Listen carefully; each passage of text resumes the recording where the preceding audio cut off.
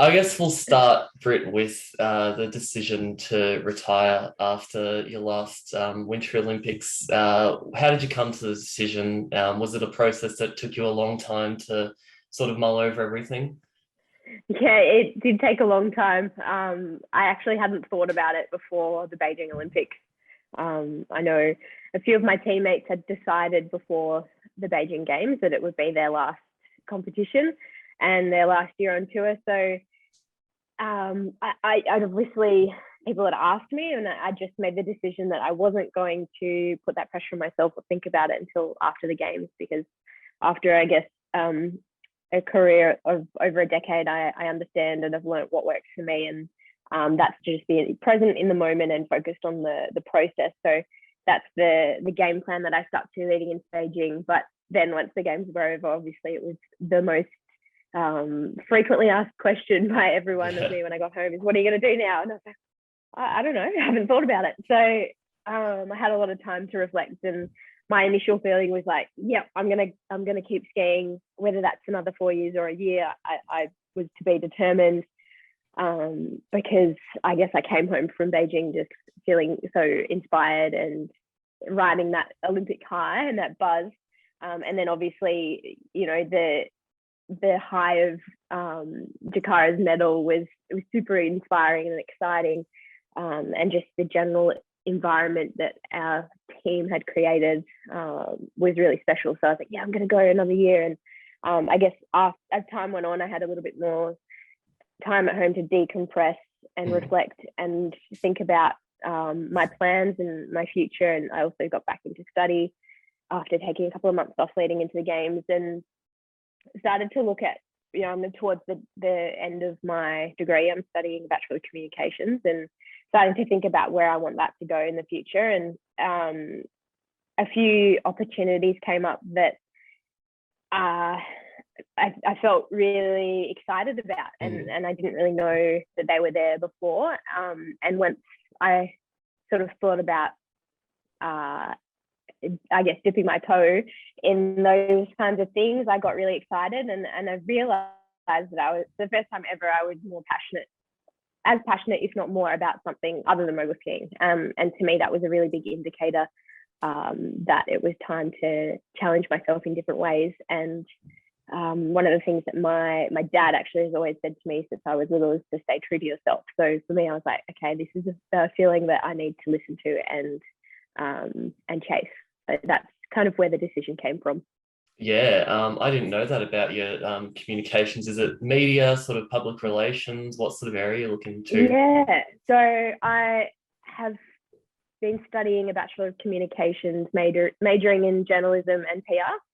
And I've been studying through Griffith Universities and Open Universities Australia, so entirely online, which has been fantastic. And they're a very athlete-friendly university, so I've been able to take my studies away with me on training camps and during competition seasons around the world, which has been awesome. And I've had a few teammates who've done similar things, so we've kind of been able to hold each other accountable. But for me, my other passion, other than mogul skiing, has been, I guess, the human behind the athlete and telling those stories and communicating those stories. And I love the different ways that can be achieved through the media. And I guess from my perspective, I've been able to see both sides of it, from the athlete's perspective and Mm. studying media and journalism. So this is a way I feel like I can still stay connected to sport and to the things that I've always been passionate about, and hopefully give back to those communities,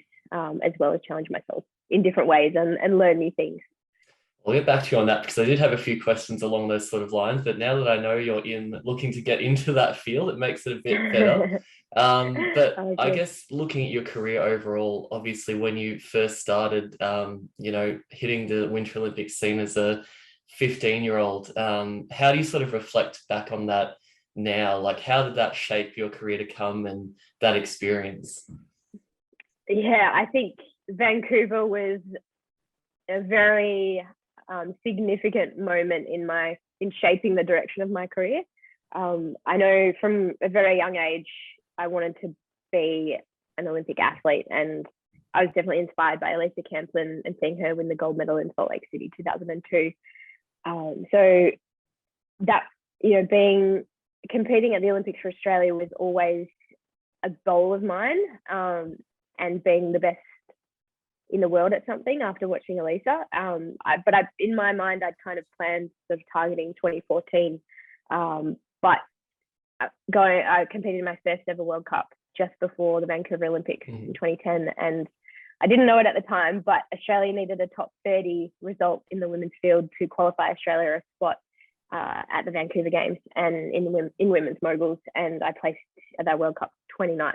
So just scraped in, and 3 weeks later I was on a plane all of a sudden in Vancouver competing on the world stage with some of my absolute idols in the sport. So I could see what it took for those women to be at the top level of the Olympic field and see what it took. And for me, that was very inspiring. I think once you see it laid out in front of you, it becomes evident that it's achievable, and it's almost like having the carrot dangled in front of you. So I came home from those games very inspired, there was definitely a lot of fire in the belly. And I think that really set me on that trajectory going into the next couple of years on the World Cup tour. Yeah. How did that experience sort of help you at your last Olympics, when obviously Sophie and Jakara are pretty similar in age to you, just a few years younger, but you have so much more Olympic experience than them. Did that sort of help you step into that leadership role when you've got the other girls that are competing, and you've done it so many times before, and I guess you sort of take that mentor role instead? Yeah, I think I really wanted to, naturally wanted to lead by example, and that's one of the things the last 4 years, my goals and perspective had shifted quite a lot from being completely laser focused, like laser vision focused, almost tunnel vision on wanting to win an Olympic gold medal. Whereas when that didn't happen after Pyeongchang, I kind of had to reassess and come back to my why. Like, why did I start doing this in the first place? And that's because I love mogul skiing. I wanted to challenge myself to be the best I could possibly be at it, because I wanted to inspire people, and especially young women. And I had an opportunity to do that every day with my team, with Jack and Soph, and even the younger ones who are on the development team right now. So I tried to take every opportunity I could in training, in training camps, in the living environment, and then obviously in the lead up to the games, basically just to be a sounding board for them, and for them to know that, they can ask me anything. And and Jack had already obviously been to a big game, so she knew what she was in for. But I guess there's a very special bond within the mogul team that we all kind of help each other out. And for me to then go to Beijing, see Soph compete in her first Olympic Games, and Jack win the gold medal was really special. And even more special when Jack thanked me for inspiring her and helping her. And that to me was a very fulfilling feeling, because I was like, okay, I've done what I wanted to do, what I set out to do. You mentioned you hadn't made the decision before the start of the games this year. Was it something that everybody, I guess, when you look at Olympic athletes, obviously the medals are the standard and everybody wants one. Is it something that you leave skiing with a regret that you didn't get there, or has this last period of time sort of changed, like you said, your outlook on that, and made you a bit more settled with the decision to step away? I think there's been so many times in the last 4 years where I've thought, what if? And you can always say that in life. There's something I've learned. But you can't change the past. You can't control the future. You can only influence it by what you're doing in the present. So I've definitely learned to live a lot more in the present. But I would say actually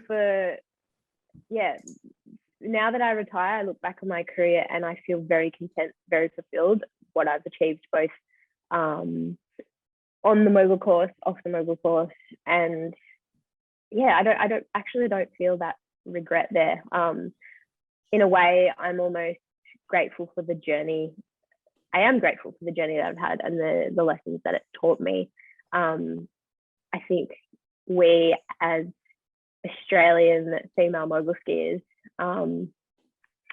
We've sort of set up the path for the young women coming through, and I think that to me is what makes me feel fulfilled and content. And I was speaking to someone recently about, just reflecting on my career, and I think I often reflected throughout my career. I often reflected on events and results from an analytical point of view of, okay, what did I do here that went wrong, or what what would I change going into the next event? It was always sort of in anticipation of the next competition and how I would approach that. Whereas once I announced my retirement, I was able to reflect purely just to reflect. And when I did that, I felt proud and I felt happy. And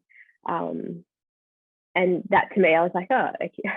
I didn't need the gold medal to feel that way. And I didn't need the gold medal to have the, I guess, impact that I did on women's mogul skiing.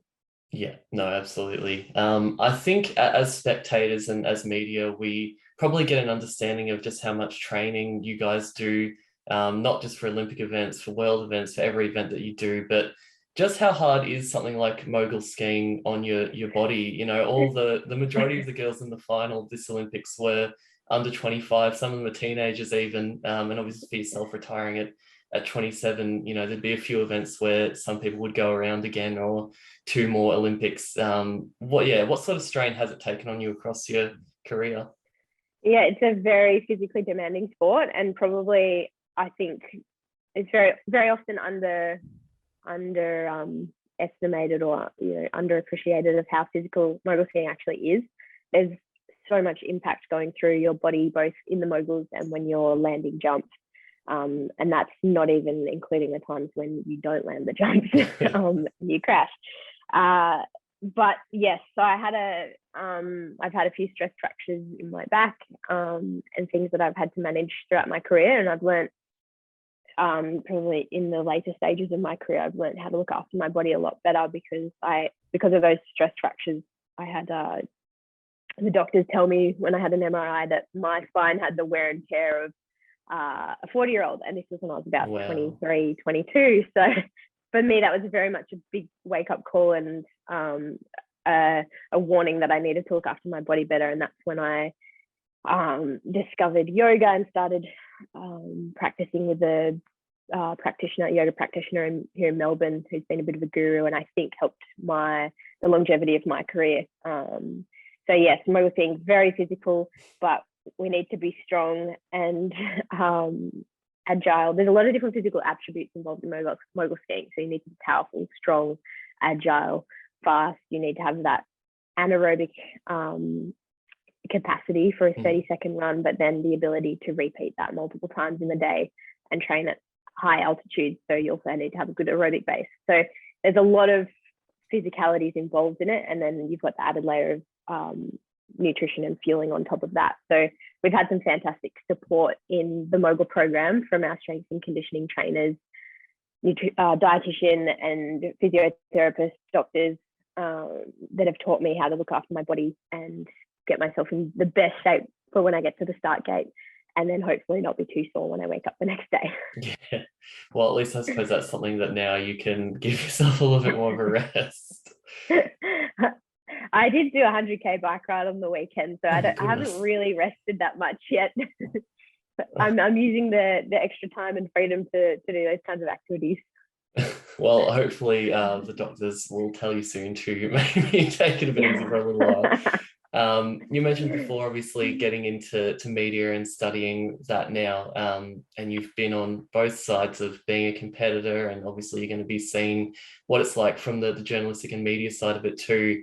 How important do you see Olympics and Winter Olympic events in getting women in sport coverage and that kind of thing? Obviously, domestically, we've still got a bit of a ways to go with a lot of sports here, where things like AFL and NRL and all kinds of women's domestic leagues don't get the same level of coverage as the men's do. But it seems like with, you think about some of the biggest Olympians in history, and we worship the ground that the likes of Kathy Freeman walks on, and Jess Fox was another one that was huge at the last Olympics. The swimmers, everyone How important is it just in terms of putting girls and women on the center stage in sport? Oh, it's so important. And as you're saying, there is a lot of, there's a long way to go for domestic women's sport, and also internationally, I think.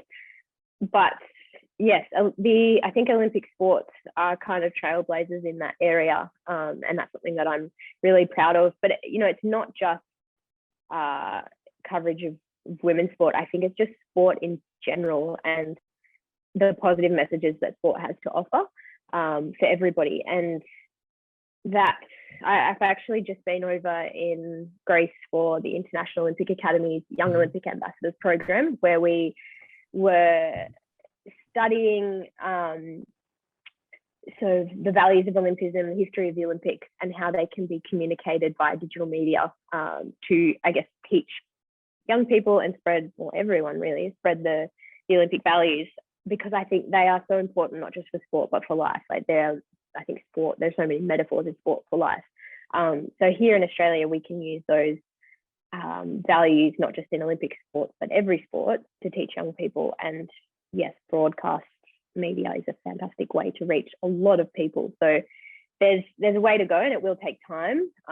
But the only way that we're going to get there is by people working at it, poking and I guess pushing it forward. So I hope to be able to contribute to that in some way, because I think there's some great outcomes that can come from it. Yeah. What do you want to see more of specifically in the sports media landscape? Are there any areas that you think are particularly lacking that you'd like to see a change in the next 5, 10, however many years? Yeah, I think with women's sport, more celebration of the sport in general, rather than the way women look. You just see the classic photo of a AFLW player in a beautiful dress holding a footy, and it's like, why don't we just show a photo of them playing footy? Very rarely do we see an AFL guy standing on the middle of the field in a suit or a tux with a footy under his arm. But there's some great things happening in that space, and some great sports photographers that are doing awesome things there. But that's something I'd like to see change. I'd also like to see more of broadcast media telling the story behind the athlete, that not just game day, what goes on behind the scenes, because that's, I think, a really important message to send to young people. Is it's very much more than what you see on people's highlights, their Instagram reels, and the high moments, what gets put in print media and the newspaper, but there's so much more behind that, and messages of resilience and hard work that come from showing the story, not just the training, but the person behind it as well. And there's a lot of awesome female athletes out there that I think have great stories to tell. We just need to tell them. Yeah, 100% agree. And you're definitely one of them.